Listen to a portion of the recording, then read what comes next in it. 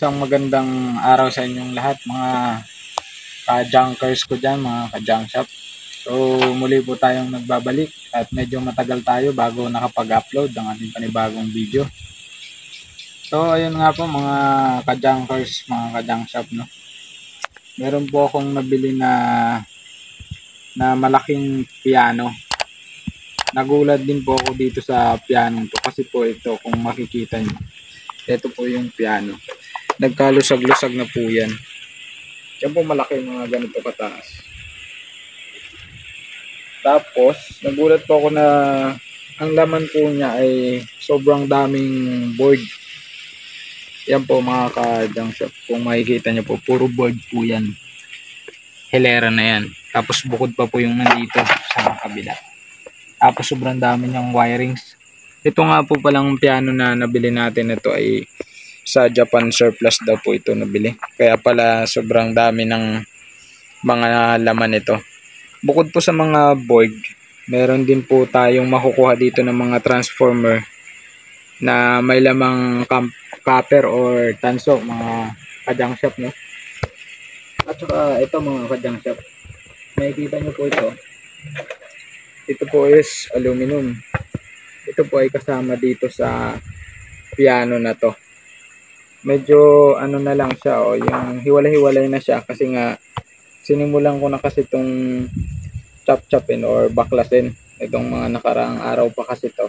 Naisipan ko lang videohan para may ideya kayo, no? Kapag nakabili kayo ng ganito. Yung nga po, medyo malaki ang kita natin dito kasi marami-rami tayong nakuha. Ito pong nakuha kong aluminum ay tumitimbang na ng 6 na kilo, mga ka-junk shop. So kwentahin na lang po natin 6 na kilo. Ang bili ko lang po dito sa isang buo na to is 300 pesos. Sa aluminum pa lang, sobra na sa puhunan, mga ka-junk shop. Tapos sobrang dami niyang wire saka board. Yan mga ka-junk shop. Yan, marami din pong sunugin. Ayan, oh. Tapos bukod po dyan, meron na po tayong nakuha na malinis na. Nahiwalay na natin ang mga board nya, mga chipset. Napakadami pong laman na pyesa. Ito po, kung mapapansin nyo yung mga board nya, sobrang daming pyesa. Hitik na hitik, mga ka-junk shop, no? O yan po, tapos ito naman nakuha nating bakal sa kanya. Yan. Tsaka ito mga ka-junk shop po, nakakuha tayo ng maraming wire at tumitimbang na ng 5 kilos. Sunugin po ito mga ka-junk shop. So ayan. Tsaka po hindi ko po pala na sama, natanggal ko na po yung mga speakers nito. Malalaking speaker, nasa mga 10 inches ang haba.